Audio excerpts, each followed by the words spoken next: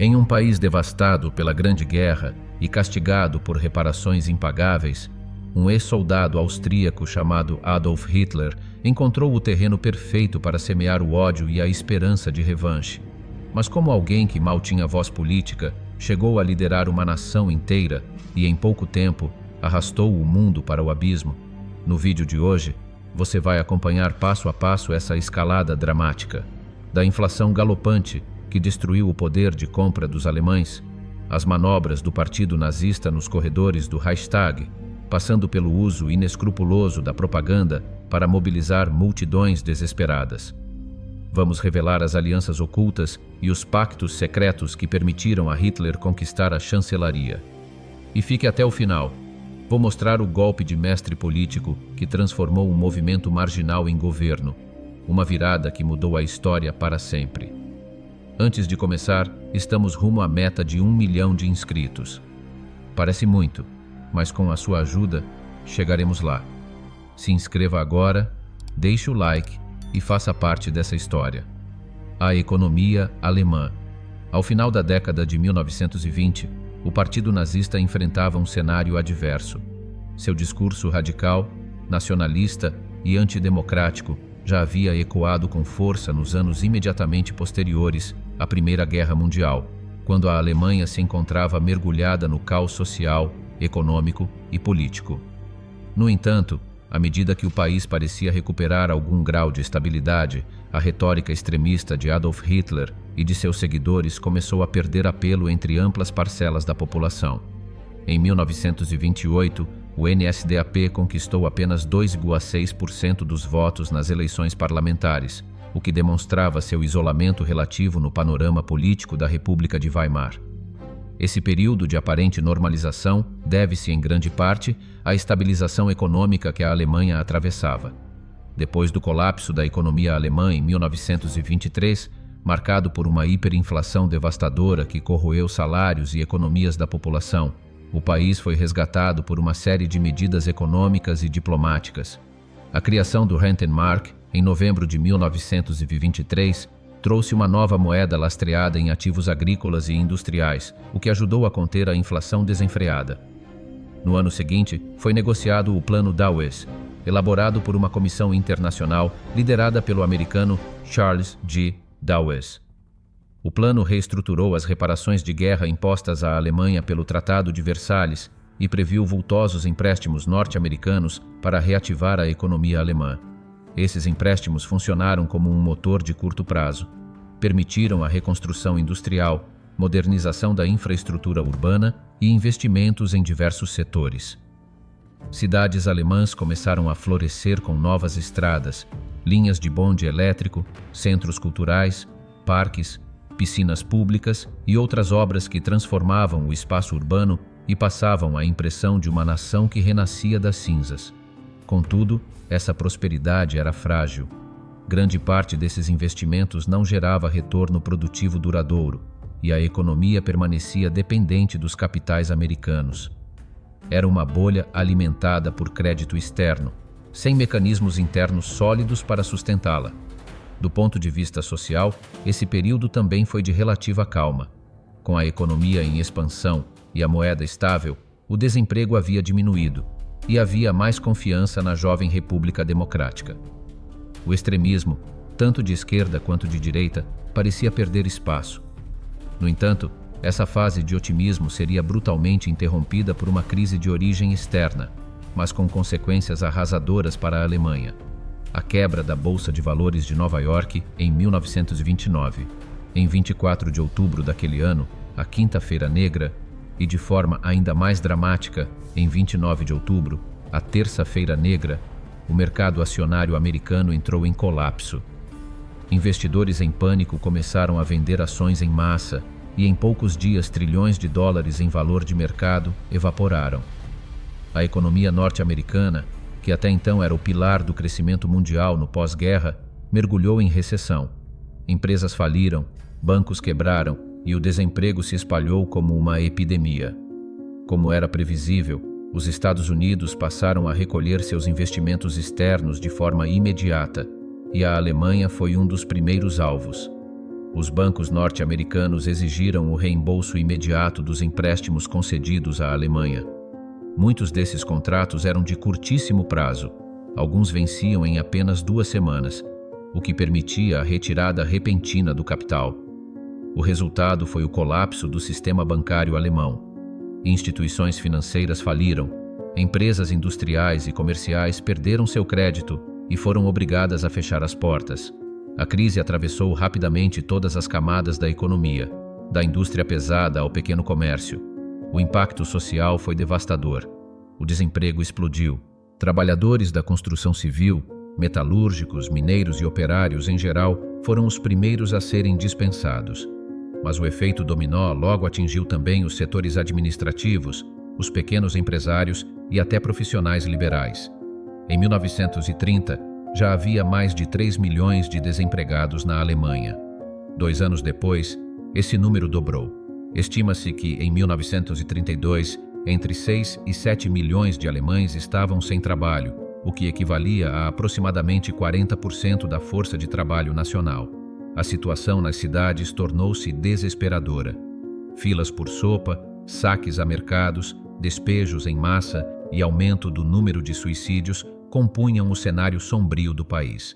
As famílias empobrecidas queimavam móveis para se aquecer no inverno, e muitas crianças deixavam de frequentar a escola por falta de roupas adequadas ou de alimentação básica. A confiança no sistema político e nas promessas democráticas da República de Weimar se dissolveu rapidamente. Muitos alemães passaram a buscar soluções fora dos mecanismos institucionais tradicionais.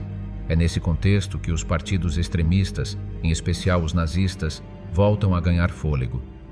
O Partido Comunista Alemão, KPD, também cresceu, apoiado principalmente por operários urbanos e jovens desempregados.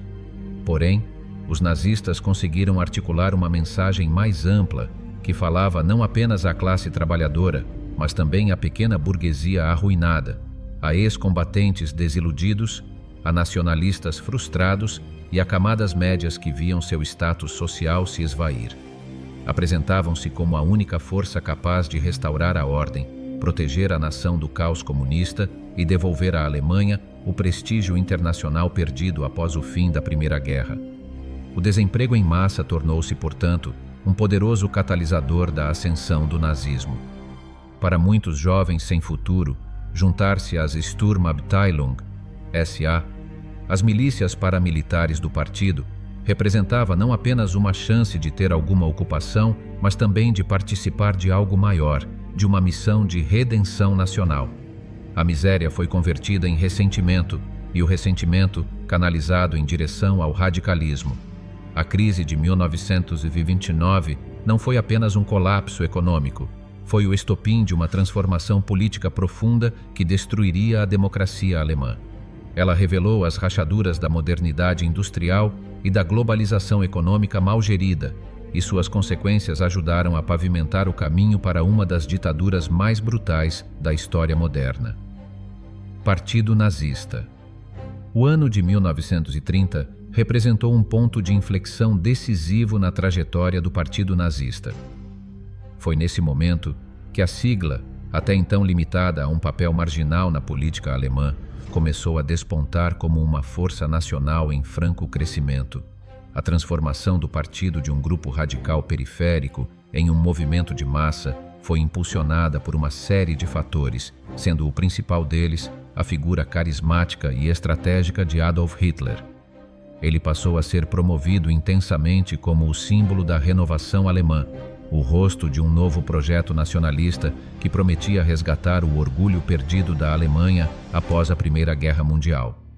Era o movimento Hitlerbewegung, que agora se apresentava como a encarnação da esperança de milhões de cidadãos desiludidos com o sistema político vigente. Um acontecimento fundamental para essa ascensão foi o fim da proibição que impedia Hitler de falar em público. Desde o fracasso do putsch da cervejaria em 1923, a tentativa mal-sucedida de golpe que resultou em sua prisão, ele havia sido silenciado por ordens legais.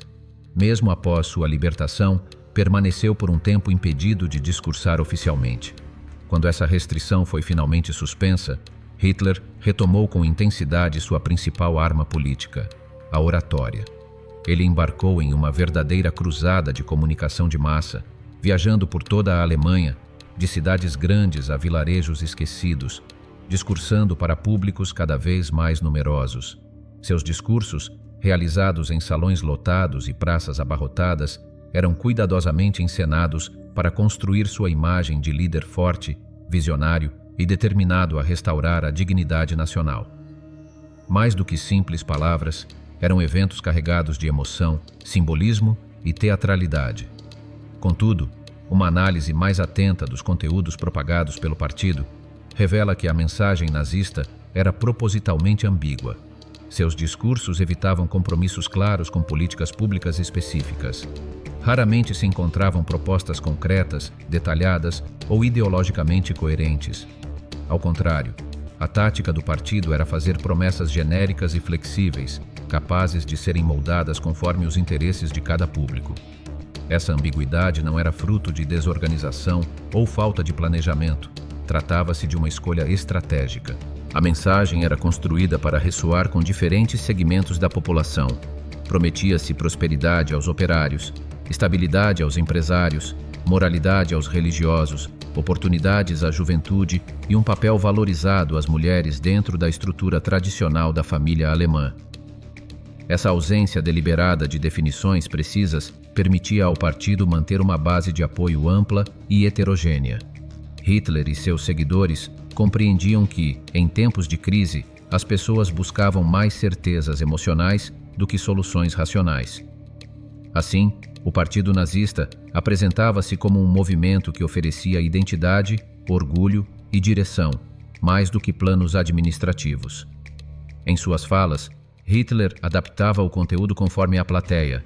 Em regiões rurais, defendia a redução de impostos para os pequenos agricultores.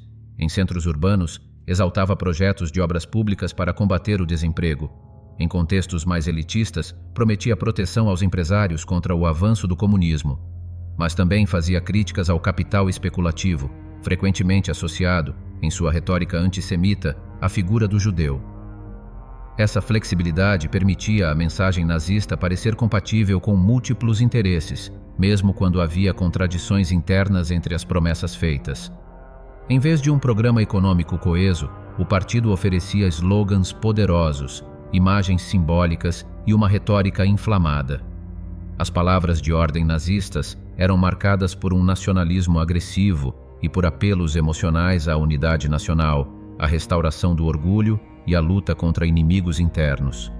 Hitler se apresentava não como um político comum, mas como um salvador da pátria, o Führer, alguém investido de uma missão quase divina de conduzir a Alemanha de volta à grandeza.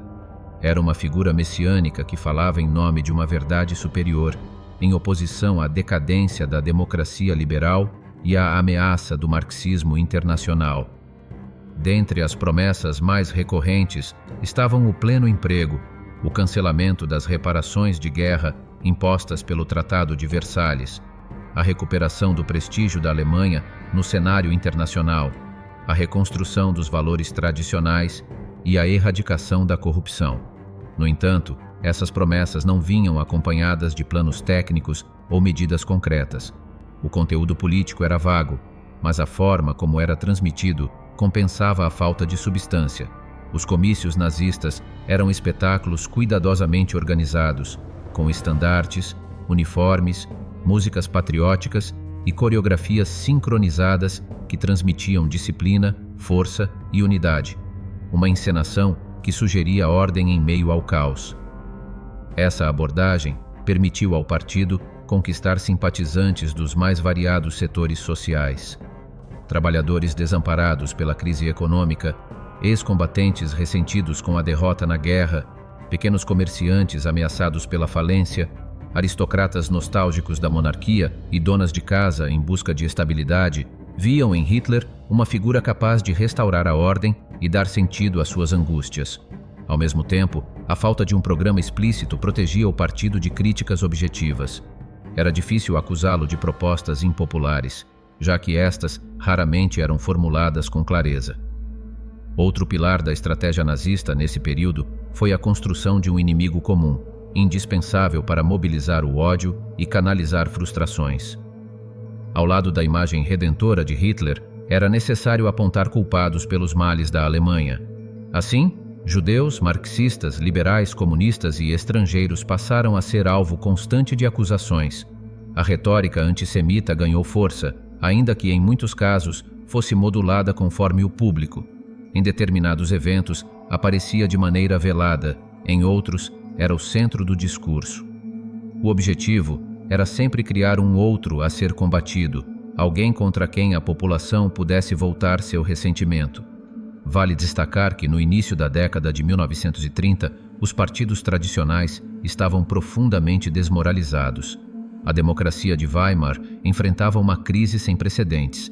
A instabilidade parlamentar, as frequentes trocas de governo e a incapacidade de solucionar a depressão econômica geravam descrédito nas instituições. Essa falência do sistema democrático abriu espaço para propostas radicais. Mesmo sem apresentar soluções práticas, o Partido Nazista se destacava como uma alternativa ousada, energética e, acima de tudo, diferente. Era essa promessa de renovação, sustentada por símbolos, emoções e um líder carismático que começava a atrair milhões de eleitores, e que nos anos seguintes mudaria radicalmente o curso da história da Alemanha e do mundo. O sucesso eleitoral do Partido Nazista. Uma das estratégias centrais adotadas pelo Partido Nazista nesse período foi a promoção do conceito de Volksgemeinschaft, termo que pode ser traduzido como comunidade popular ou comunidade do povo. Essa ideia, em aparência nobre e inclusiva, era apresentada como uma solução para as divisões internas da Alemanha. Pretendia-se construir uma sociedade unificada que superasse antagonismos de classe, de religião e de origem regional. O projeto era o de forjar uma nova identidade coletiva baseada em valores nacionais comuns, onde todos os verdadeiros alemães compartilhariam de um mesmo destino histórico e de uma missão de reconstrução nacional. No entanto, por trás da retórica de unidade, havia um critério rígido de exclusão. Essa comunidade idealizada só aceitava aqueles que se enquadravam na visão étnica, cultural e ideológica dos nazistas.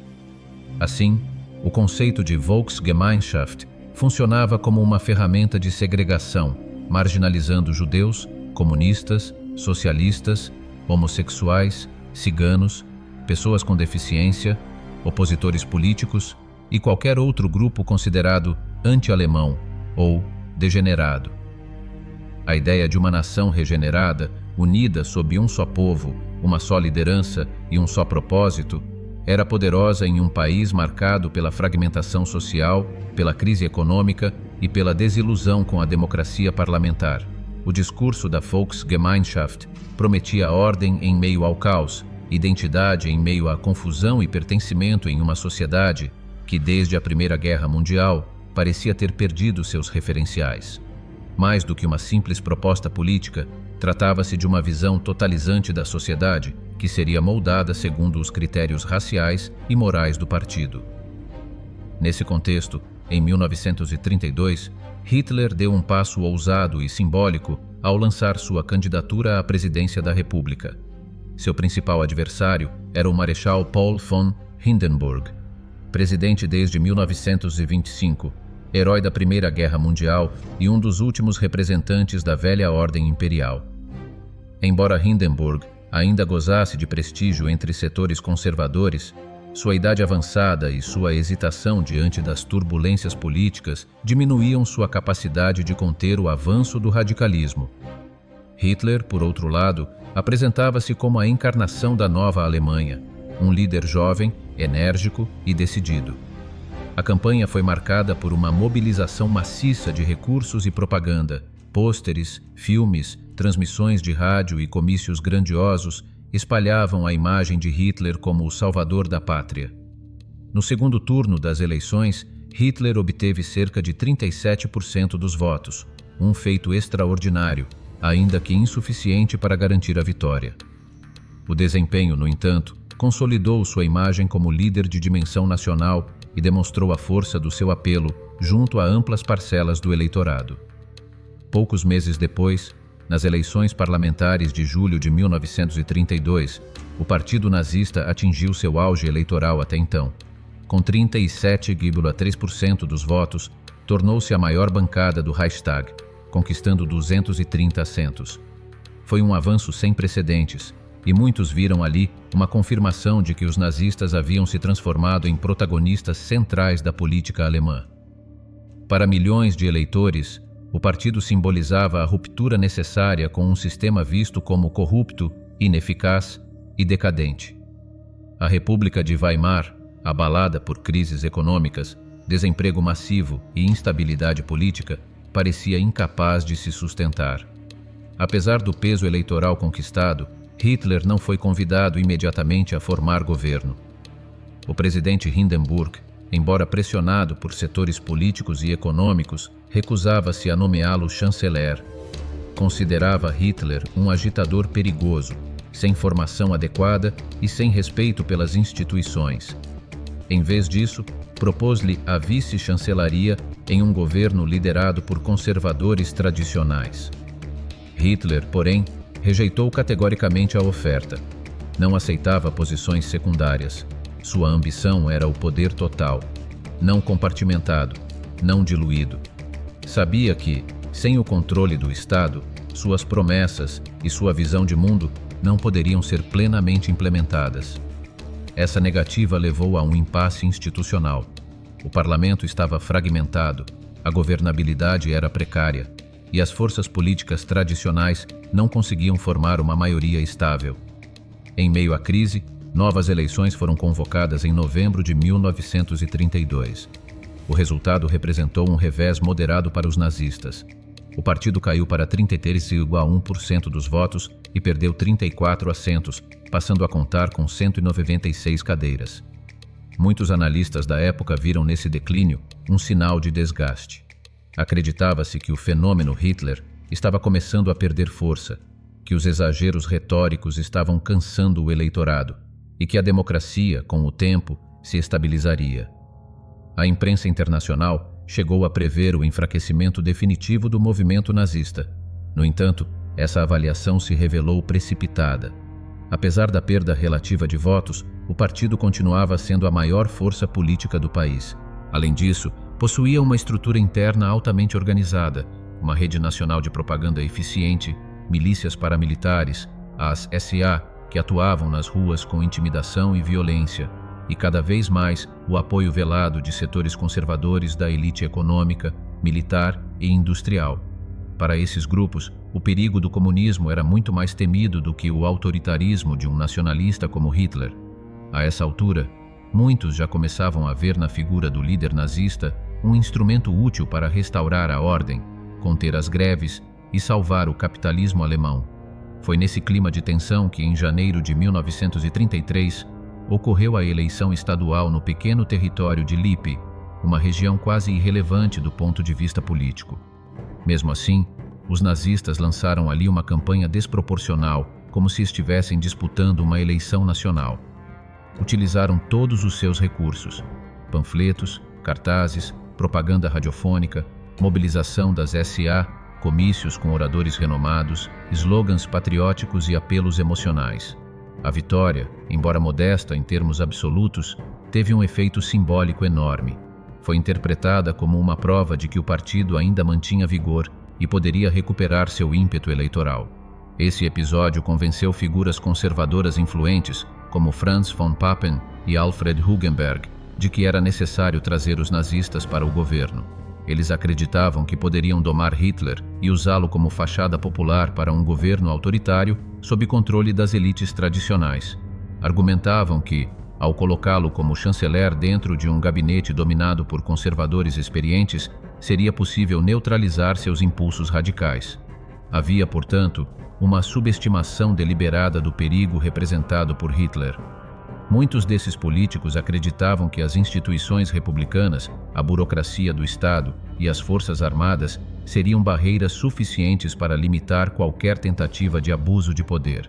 Foi nesse contexto de cálculo político e erro de julgamento que, no dia 30 de janeiro de 1933, o presidente Hindenburg, pressionado por seus conselheiros e sem alternativas viáveis de governo, nomeou Adolf Hitler como chanceler da Alemanha.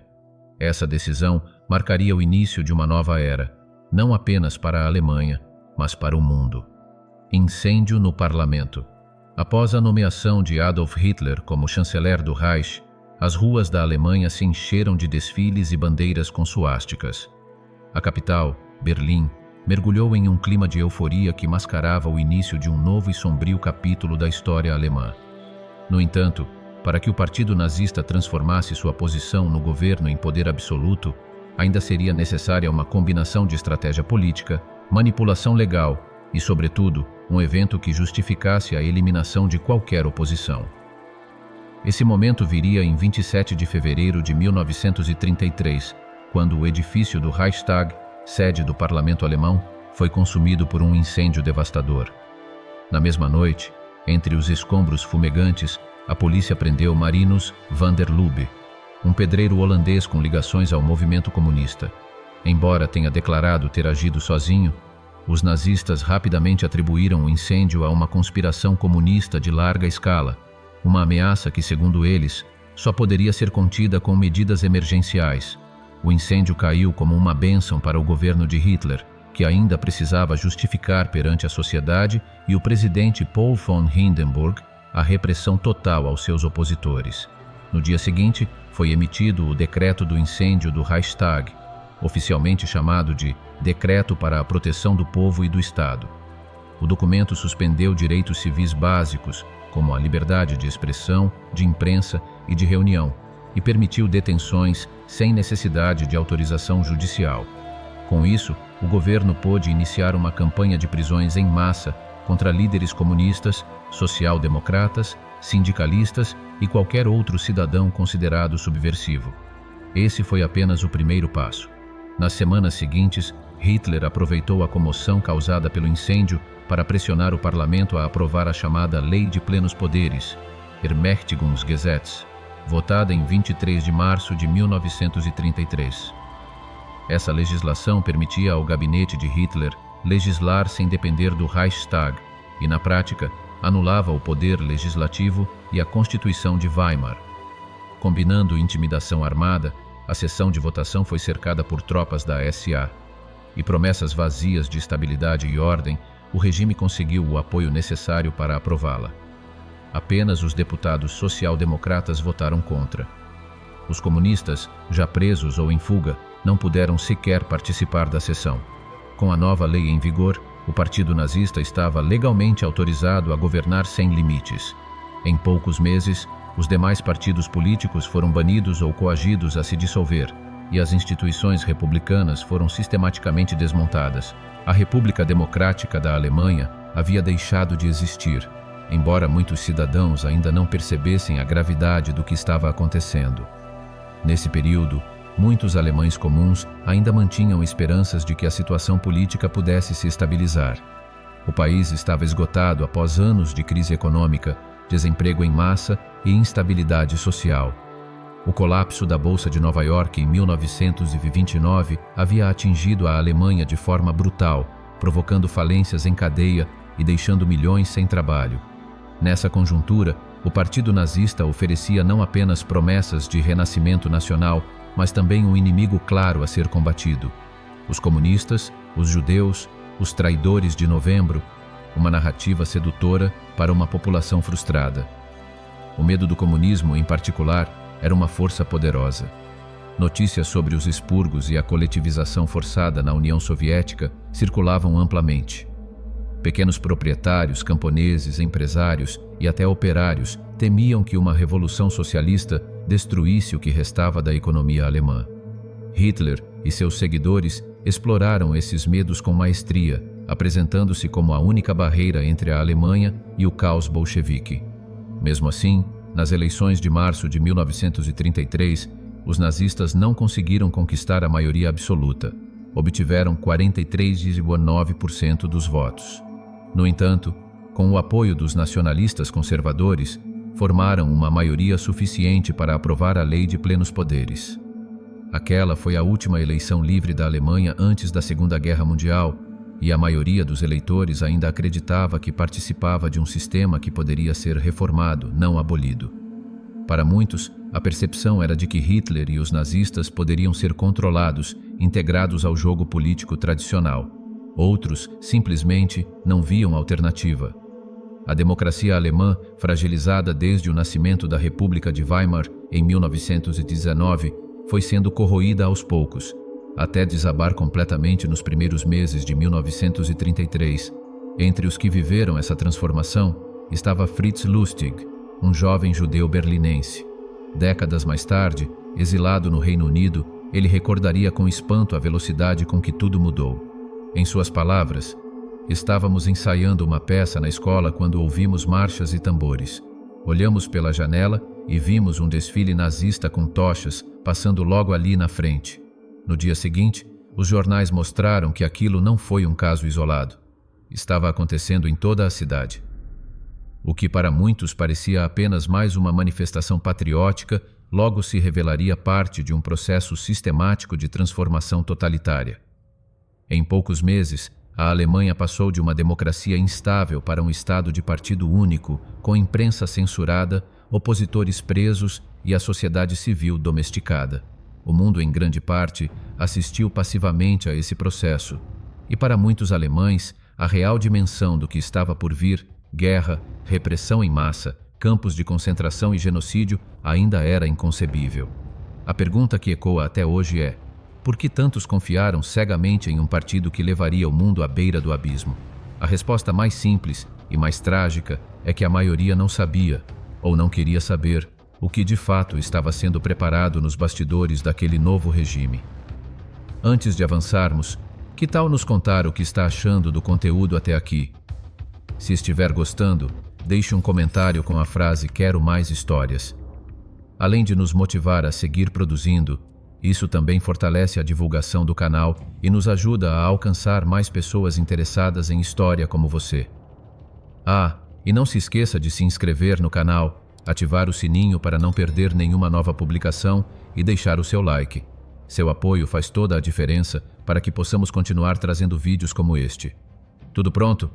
Então respire fundo e vamos seguir nessa jornada pela história. A SS. Embora o Partido Nazista não tivesse obtido maioria absoluta nas urnas, o jogo político estava ganho. Como já citamos, a aprovação da Lei de Plenos Poderes deu a Hitler a autoridade para legislar sem consultar o parlamento, e assim o país se transformava, de forma irreversível, em uma ditadura.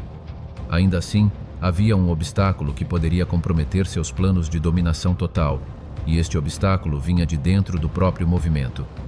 Desde os primeiros dias do partido, a SA, Sturmabteilung, também conhecida como tropas de assalto ou camisas pardas, havia sido essencial para garantir a ascensão de Hitler. Atuando nas ruas com intimidação, violência e propaganda, a SA desestabilizou adversários e deu ao partido uma imagem de força organizada. No entanto, em meados de 1934, a própria existência da SA passou a ser vista como um risco. O temor de que essa força armada crescesse a ponto de rivalizar com o exército alemão e com o próprio Führer levou à decisão que mudaria o curso da liderança nazista. Ernst Röhm, comandante da SA e um dos aliados mais antigos de Hitler, era uma figura polêmica e poderosa. Tinha ambições de transformar a SA em uma nova força militar nacional, substituindo o tradicional exército Reichswehr, que, após o Tratado de Versalhes, estava severamente limitado. Essa proposta alarmou os altos comandos militares, que viam em Röhm uma ameaça direta à sua existência. Röhm, carismático e popular entre as bases do partido, era um nome forte demais, e por isso mesmo perigoso demais. Adversários internos, como Heinrich Himmler e Hermann Göring, aproveitaram o momento para envenenar a relação entre Hitler e Röhm. Himmler, à frente da SS, Schutzstaffel, que havia começado como uma unidade subordinada à SA, via na crise uma oportunidade de consolidar sua própria força. Ele organizou um dossiê falso, acusando Röhm de estar conspirando com o governo francês em troca de milhões em subornos. Ao mesmo tempo, a homossexualidade assumida de Röhm foi explorada como um escândalo moral, em uma sociedade conservadora que via tal comportamento como sinal de fraqueza, corrupção e perversão. Em 30 de junho de 1934, Hitler ordenou a execução de Röhm e de toda a cúpula da SA, numa operação secreta que ficou conhecida como a Noite das Facas Longas. A ação foi rápida e sangrenta. Em Bad Vissé, onde líderes da SA estavam reunidos, o próprio Hitler liderou parte da operação, ordenando prisões e execuções sumárias. Röhm foi preso e, mesmo tendo sido oferecida a possibilidade de suicidar-se, recusou. Acabou sendo fuzilado por oficiais da SS. A onda de violência se espalhou por toda a Alemanha. Mais de 85 pessoas foram oficialmente executadas, embora o número real seja estimado em mais de 200 mortos, incluindo rivais políticos, ex-companheiros do partido e até velhos desafetos pessoais de Hitler. Foi uma purga cuidadosamente planejada para eliminar qualquer centro de poder autônomo dentro do regime nazista. A SA foi reduzida a uma força simbólica, subordinada ao Estado, enquanto a SS emergia como um novo braço armado do partido, com status quase religioso entre os nazistas. O exército, satisfeito com o fim da ameaça representada por Röhm, jurou fidelidade pessoal a Hitler semanas depois. Em troca, o Führer garantiu que a Reichswehr permaneceria como o único exército oficial da Alemanha, por enquanto. Com o apoio da elite militar e a SS ao seu lado, Hitler alcançou o poder absoluto. Esse episódio marcou não apenas o fim das disputas internas, mas também a institucionalização do terror como método oficial de governo. A mensagem era clara: nenhuma dissidência seria tolerada, mesmo entre os próprios aliados. Qualquer traço de autonomia ou ambição fora do controle de Hitler seria tratado como traição. Enquanto isso, a perseguição sistemática a judeus, comunistas e social-democratas se intensificava. Campos de concentração já funcionavam, como o de Dachau, criado em 1933, inicialmente para prender opositores políticos. Agora, o escopo desses campos se ampliava para incluir minorias étnicas, religiosas e qualquer grupo que não se encaixasse no ideal ariano promovido pelo regime. Paralelamente à repressão, Joseph Goebbels, ministro da propaganda, conduzia uma campanha intensa para moldar a imagem do partido diante da população. Usando rádio, cinema, jornais e até livros didáticos, o nazismo passou a ser apresentado como a expressão da juventude, da renovação e da energia nacional. Era um contraste intencional com os partidos tradicionais, cujos líderes eram retratados como velhos, fracos e presos ao passado. A narrativa era eficaz. Hitler, ainda na casa dos 40 anos, cercado por homens mais jovens, muitos com pouco mais de 30 anos, projetava a imagem de uma liderança moderna, ativa, intransigente e destemida. O partido nazista se apresentava como a verdadeira revolução alemã, não marxista, mas nacionalista, racial, militarista e regeneradora. A Noite das Facas Longas, portanto, não foi apenas uma disputa interna eliminada com sangue. Ela selou o destino da Alemanha como uma ditadura totalitária, onde a violência se tornava a ferramenta oficial do Estado e a propaganda, seu combustível diário. Foi o ponto sem retorno. Juventude hitlerista. Com a consolidação do poder nazista na Alemanha, o Partido Nacional Socialista deu início a uma transformação sistemática, profunda e abrangente da sociedade alemã. O objetivo era claro: moldar uma nova ordem baseada nos princípios ideológicos do regime e garantir a sua permanência ao longo do tempo. Um dos principais focos dessa reestruturação era a juventude alemã, considerada pelos nazistas não apenas como o futuro do país, mas como a base da nova Alemanha ariana. Era nela que o regime depositava a esperança de forjar uma geração inteiramente leal, obediente e ideologicamente alinhada aos valores do nacional-socialismo. Foi nesse contexto que nasceu a Hitlerjugend, Juventude Hitlerista, uma organização juvenil que ia muito além de um simples agrupamento de jovens. Tratava-se de um poderoso e bem articulado instrumento de doutrinação em massa. Diferente da imagem militarizada e opressora que mais tarde se consolidaria, a juventude hitlerista era inicialmente apresentada de forma sedutora. A proposta parecia inocente: atividades ao ar livre, marchas, esportes, acampamentos, jogos em grupo, trilhas e até cantorias, tudo envolto num discurso de patriotismo, união e camaradagem. Para muitos jovens, especialmente aqueles que viviam em cidades empobrecidas ou em áreas rurais isoladas, a Hitlerjugend oferecia uma sensação de pertencimento, aventura e superação pessoal. No entanto, por trás dessa aparência atraente, havia um projeto minuciosamente planejado para moldar mentes desde cedo e criar uma juventude inteiramente devotada ao Führer. Baldur von Schirach, nomeado por Hitler como líder da organização, teve papel decisivo em sua expansão. Jovem, carismático e habilidoso em técnicas de propaganda e recrutamento, Schirach transformou a Hitlerjugend em uma máquina eficiente de mobilização ideológica. Em menos de 2 anos após a tomada do poder pelos nazistas, a organização já contava com mais de 3,5 milhões de membros, um número que ainda não incluía as divisões femininas, como a Bund Deutscher Mädel, Liga das Moças Alemãs.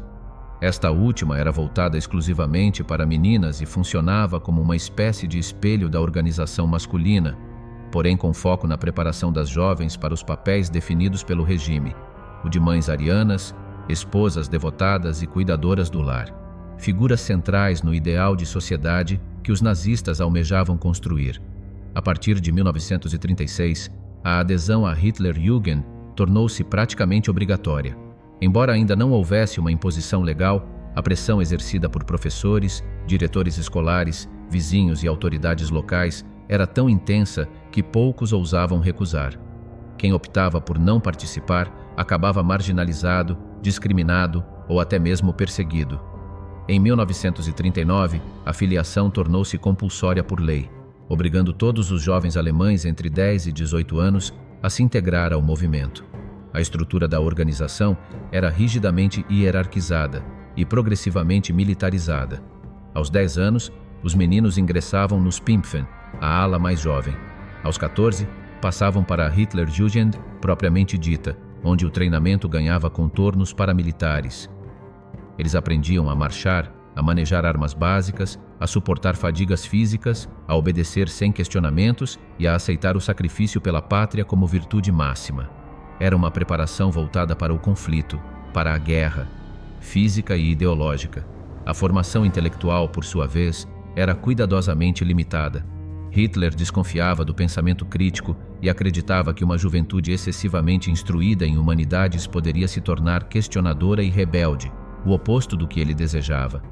Assim, as escolas passaram a ensinar uma história nacional distorcida, glorificando o passado germânico e demonizando inimigos ideológicos, além de promover o culto à personalidade do Führer e a doutrina da superioridade racial.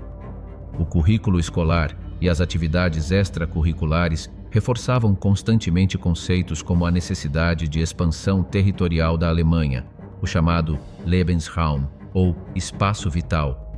A ideia de que a raça ariana precisava conquistar novas terras, especialmente a Ucrânia e outras regiões do leste europeu, para garantir sua sobrevivência e prosperidade, era repetida exaustivamente. A juventude era doutrinada a acreditar que tais conquistas não eram apenas legítimas, mas uma missão sagrada do povo alemão. Contudo, a nazificação da sociedade alemã não se limitou às crianças e adolescentes. O regime empreendeu um verdadeiro processo de controle total sobre todas as formas de vida associativa, cultural e recreativa do país. Clubes esportivos independentes, associações musicais, grupos teatrais, corais e até sociedades de jardinagem foram obrigados a se integrar às estruturas oficiais do regime ou então dissolvidos. Nada escapava à vigilância do partido. Qualquer atividade coletiva que não estivesse sob o controle direto do Estado era vista com suspeita e, frequentemente, reprimida. No campo artístico e intelectual, esse controle assumiu proporções ainda mais severas. Foi criada a Câmara de Cultura do Reich, uma instituição encarregada de supervisionar toda a produção cultural do país. Escritores, pintores, compositores, cineastas e jornalistas precisavam de autorização dessa Câmara para exercer suas atividades. Artistas judeus foram imediatamente banidos. A arte moderna, especialmente as correntes ligadas ao expressionismo, cubismo e surrealismo, foi rotulada como degenerada e proibida. Exposições públicas dessas obras foram organizadas apenas para ridicularizá-las perante o público. Em contrapartida, o regime promovia uma estética oficial baseada no classicismo, na grandiosidade e na exaltação dos ideais arianos, corpos atléticos, cenas bucólicas, imagens de heroísmo e devoção ao Führer. O controle social também se manifestava na vida cotidiana. Um exemplo revelador vem do relato do já citado Fritz Lustig, que foi jovem estudante na época. Ele descreveu como sua escola foi rapidamente transformada após a ascensão dos nazistas. Diretores simpatizantes da social-democracia foram substituídos por membros do partido. As manhãs escolares passaram a começar com o hino nacional socialista, discursos patrióticos e a saudação Heil Hitler. Qualquer resistência, mesmo um simples silêncio durante essas cerimônias, podia atrair atenção indesejada e punições severas. A máquina de propaganda nazista, comandada com precisão por Joseph Goebbels, compreendia que o controle ideológico exigia penetração total nos lares. Para isso, foi criado o Volksempfänger, o rádio do povo, um aparelho barato, de fácil acesso, projetado para sintonizar apenas as frequências autorizadas pelo governo. Em poucos anos, mais de 70% das famílias alemãs possuíam um desses aparelhos. Além disso, alto-falantes foram instalados em praças públicas, escolas, fábricas e edifícios administrativos. Quando Hitler discursava, não era uma opção ouvi-lo, era um dever cívico, vigiado e reforçado pelas autoridades locais. Goebbels sabia, no entanto, que nenhuma propaganda pode sobreviver apenas de imposições. Por isso, também incentivou a produção de filmes e conteúdos de entretenimento, como comédias, dramas e histórias de aventura. Mesmo quando aparentemente neutros, esses filmes carregavam mensagens implícitas de lealdade, nacionalismo, disciplina e obediência. Ainda assim, grandes produções explicitamente propagandísticas marcaram época. Um dos exemplos mais célebres foi o documentário Triunfo da Vontade, dirigido por Leni Riefenstahl, que imortalizou o Congresso do Partido em Nuremberg com imagens espetaculares, desfiles organizados com precisão militar e discursos inflados de fervor ideológico. Esse filme se tornaria um ícone do poder visual da propaganda nazista, e falaremos mais sobre ele a seguir. Triunfo da Vontade. Em 1935, o filme O Triunfo da Vontade estreou na Alemanha como uma das mais emblemáticas obras da propaganda nazista. Dirigido pela cineasta Leni Riefenstahl, o documentário não era um simples registro do Congresso do Partido Nazista em Nuremberg, ocorrido no ano anterior. Ele foi cuidadosamente planejado como uma peça cinematográfica para glorificar Adolf Hitler e apresentar o nazismo como uma força de coesão nacional, renascimento e disciplina. Com tomadas grandiosas, enquadramentos calculados e uma trilha sonora marcante, o filme transmitia a imagem de um povo unificado sob um único líder. Cada ângulo, cada cena, era pensado para exaltar a figura de Hitler como o salvador da Alemanha. Era o culto à personalidade em sua forma mais sofisticada, e sua eficácia visual ecoou não apenas entre os alemães da época, mas também na história do cinema, sendo estudado até hoje como exemplo de como a arte pode ser usada para fins autoritários. Mas o impacto de O Triunfo da Vontade não vinha apenas da forma como as massas eram filmadas ou da imponência dos discursos. Um dos pilares visuais mais marcantes da produção era o uso intensivo de símbolos e ícones nazistas, que se repetiam com insistência ao longo de toda a obra. Hitler e seus propagandistas sabiam que, para consolidar o poder, não bastava dominar instituições, era necessário conquistar a imaginação coletiva. E nisso, a estética se tornou uma aliada inseparável.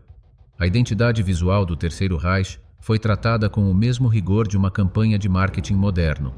Havia um verdadeiro manual de marca do nazismo.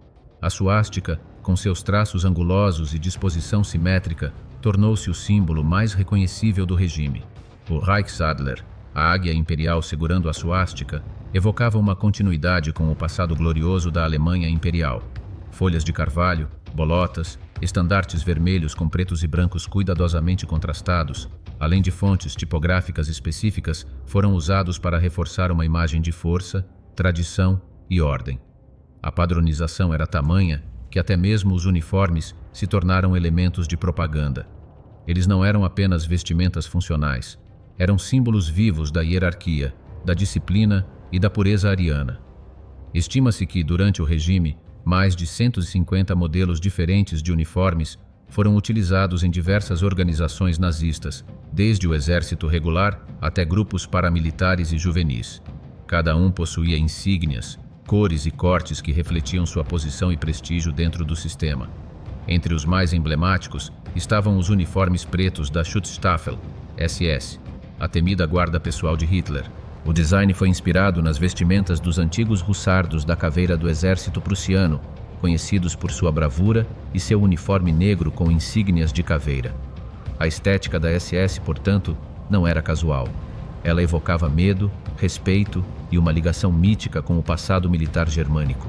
Essa aura de poder e exclusividade reforçava a ideia de que os membros da SS eram uma elite dentro do Reich. Já a Sturmabteilung, SA, as camisas pardas, como ficaram conhecidas, foi o primeiro grupo paramilitar a adotar um uniforme padronizado.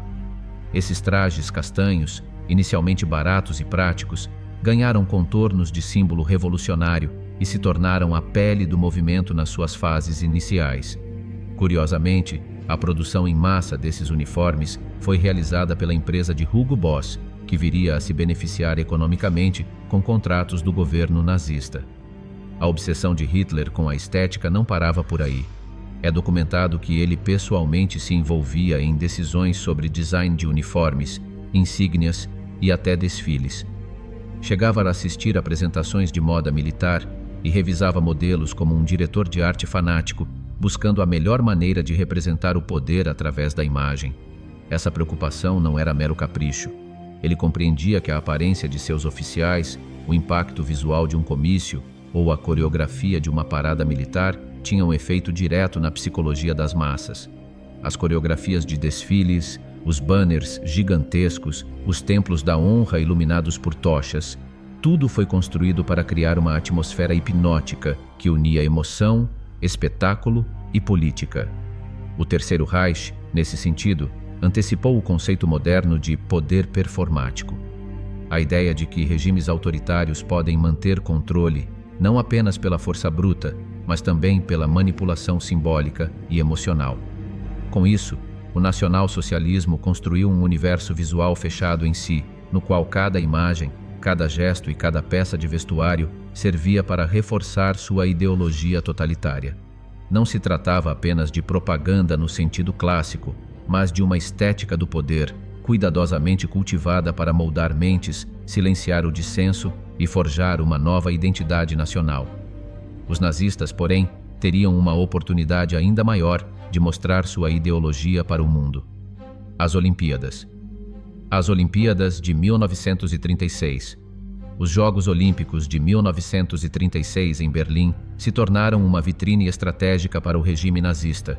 Um momento em que a máquina de propaganda de Hitler foi colocada em pleno funcionamento para moldar uma imagem de uma Alemanha pacífica e progressista aos olhos do mundo. Durante o evento, o regime promoveu uma pausa na brutalidade cotidiana, projetando um cenário de tolerância para desviar a atenção das suas políticas internas repressivas. No entanto, essa fachada de cordialidade não durou e logo se revelou apenas uma superfície cuidadosamente manipulada. Adolf Hitler, que compreendia profundamente o valor das imagens e do espetáculo, usou os Jogos Olímpicos como uma plataforma para exibir sua visão de um novo império.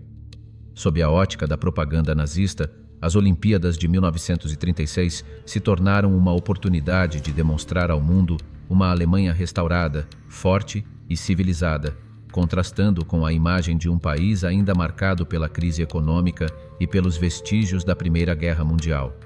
Para isso, o regime se empenhou em controlar a narrativa visual e política, mostrando o sucesso de sua ideologia, enquanto tentava mascarar a opressão e a perseguição sistemática a grupos como os judeus.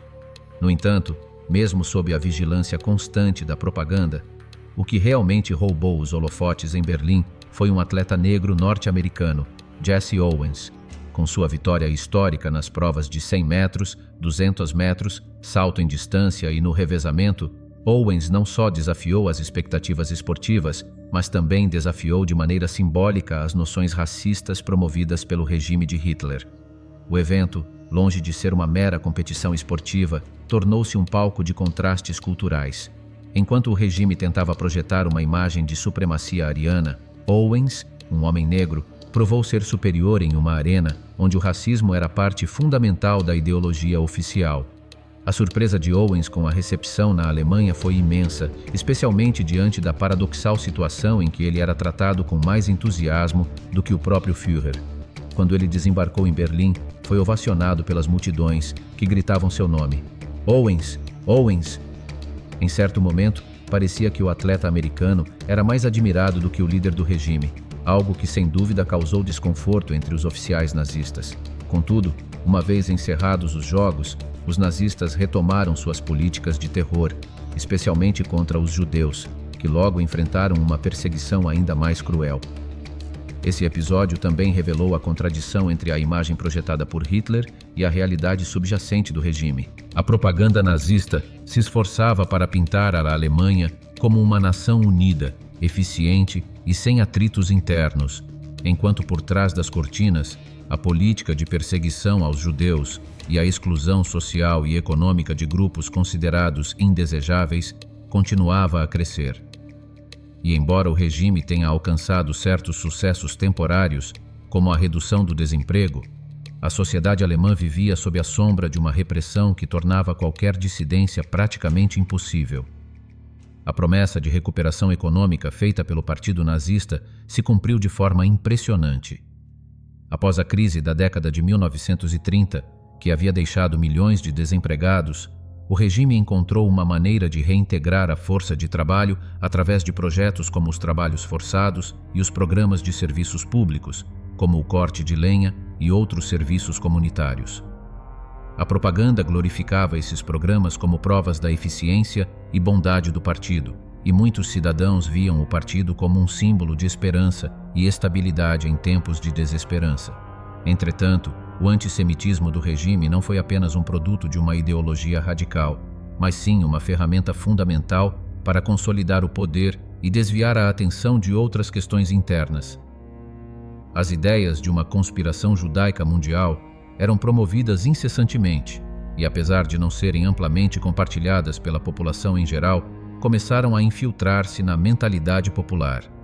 O regime pintava os judeus como inimigos da nação, criando uma atmosfera de medo e desconfiança em que qualquer um poderia ser acusado de ser parte dessa conspiração, sem provas concretas.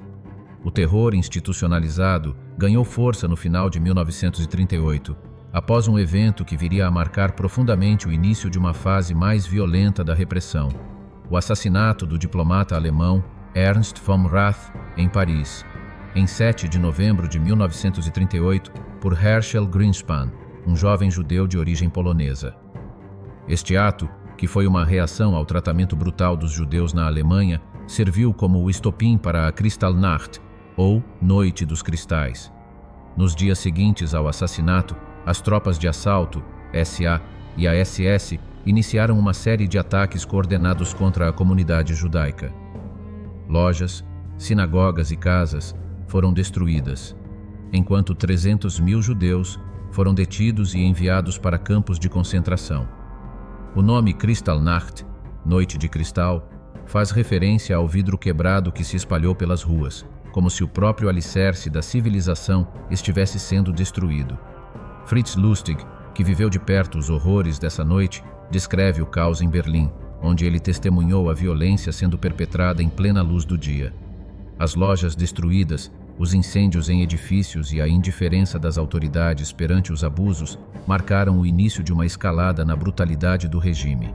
Embora ele e seu pai tenham conseguido se esconder, muitos outros judeus não tiveram a mesma sorte. Para muitos, esse episódio foi o ponto de partida para o confinamento em campos de concentração e o começo da destruição física e psicológica da população judaica na Alemanha. Este ataque não apenas fortaleceu a ideia de que os judeus eram os inimigos da nação, mas também consolidou ainda mais o controle de Hitler sobre a sociedade alemã. O povo alemão, muitas vezes indiferente ao sofrimento alheio, aceitava as justificativas oferecidas pela propaganda nazista de que tais ações eram necessárias para salvar a Alemanha de um mal invisível. Assim, a ideia de um inimigo interno, sustentada por um regime de repressão e terror, se tornava cada vez mais enraizada na população, enquanto o mundo assistia de longe, sem compreender completamente o alcance do que estava por vir. A remilitarização e o início da guerra. Nos anos 1930, após a ascensão do Partido Nazista ao poder, a Alemanha estava em uma busca frenética por recuperação e redenção. O trauma da Primeira Guerra Mundial ainda pairava sobre a nação, e Hitler sabia muito bem como manipular esse sentimento de humilhação para consolidar seu domínio. Para muitos alemães, a promessa de restaurar a grandeza e o orgulho nacional se tornou um apelo irresistível. As crises internacionais, que poderiam ter levado a uma reação militar mais agressiva, foram, na maioria das vezes, resolvidas sem derramamento de sangue, o que contribuiu para o reforço da popularidade do regime.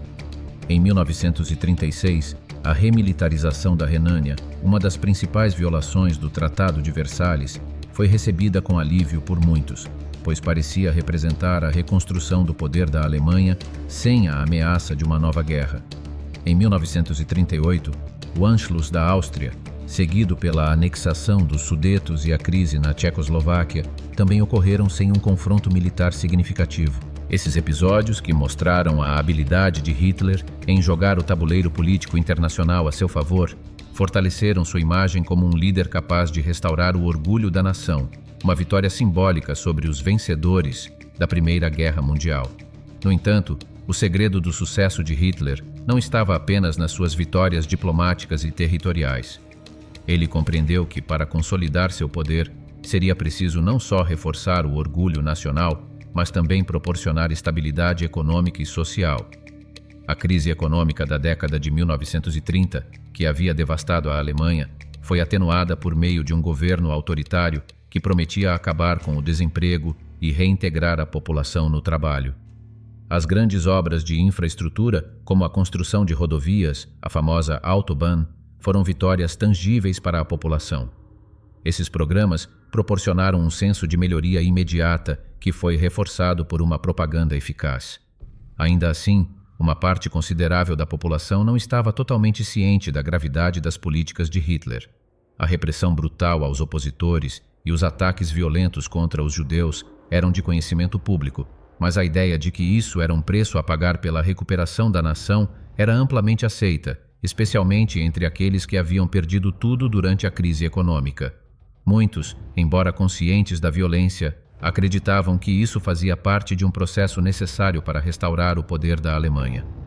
Contudo, a realidade da guerra estava muito mais próxima do que muitos imaginavam. A remilitarização da Alemanha foi apenas o início de um processo muito mais amplo de preparação para a guerra.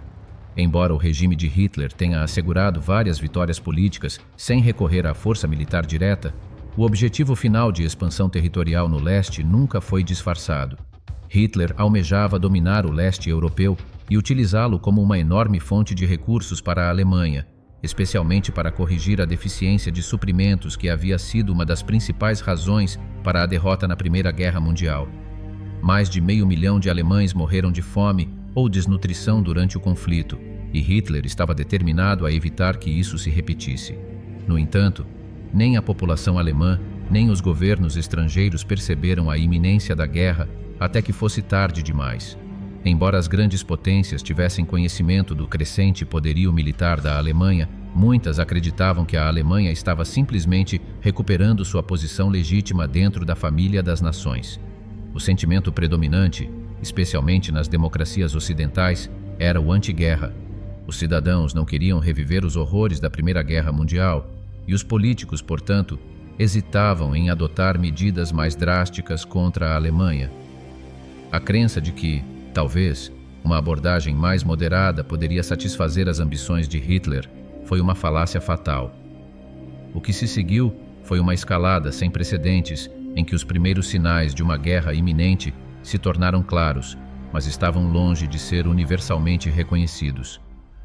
Mesmo depois dos eventos da Kristallnacht, quando a violência contra os judeus atingiu um nível sem precedentes, muitos ainda viam o regime de Hitler como uma solução para os problemas econômicos e sociais da Alemanha, ignorando a crescente repressão e a ideologia de ódio que estava sendo disseminada. A perseguição aos judeus forçou milhares a deixar o país, buscando refúgio em outros locais, como Portugal ou Inglaterra, enquanto os que permaneceram começaram a perceber que, como nunca antes, suas vidas estavam em perigo iminente. Fritz Lustig, que havia emigrado para o Reino Unido, lembra de como a sensação de liberdade finalmente se fez presente quando partiu em um navio de Hamburgo para Southampton. Para ele, esse foi o primeiro momento em que sentiu uma sensação de verdadeira liberdade, longe da vigilância constante da Gestapo e do temor de ser preso ou atacado. Enquanto isso, o regime nazista se expandia e consolidava poder. Em 3 de setembro de 1939, quando a guerra finalmente foi declarada, muitos ainda não estavam preparados para o conflito total. Eric Braun, que viveu o período de crescente repressão, foi preso e forçado a deixar a Alemanha. Após ser detido por 3 dias, foi liberado na fronteira com a Suíça, de onde conseguiu retornar ao Reino Unido, onde se alistou para combater os nazistas. O apogeu da popularidade de Hitler foi atingido após uma série de vitórias rápidas no início da Segunda Guerra Mundial. A conquista da Polônia, embora violenta, foi considerada por muitos como uma correção de injustiças territoriais impostas pelo Tratado de Versalhes.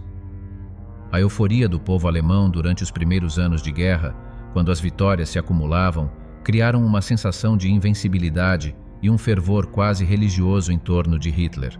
Era o pico do culto à personalidade, onde ele se via, de fato, como uma figura quase divina. Contudo, essa euforia seria efêmera. O que parecia ser uma guerra de conquista rápida se transformaria em um conflito sangrento e desgastante, que viria a marcar o declínio do regime nazista. À medida que a guerra se estendia, o apoio ao regime de Hitler começaria a murchar e a brutalidade do regime finalmente seria reconhecida em toda a sua plenitude. O custo da guerra, em termos de vidas humanas e destruição, tornaria claro que os dias de triunfo do Terceiro Reich estavam contados. Gostou do conteúdo de hoje? Então aproveite para se inscrever no canal e ativar as notificações. Assim você será avisado assim que o próximo documentário for ao ar, no domingo que vem. Muito obrigado por nos acompanhar até aqui. Agora, que tal continuar essa jornada? Fique com o vídeo que está aparecendo na sua tela de recomendações. Tenho certeza que você vai gostar. Nos vemos lá.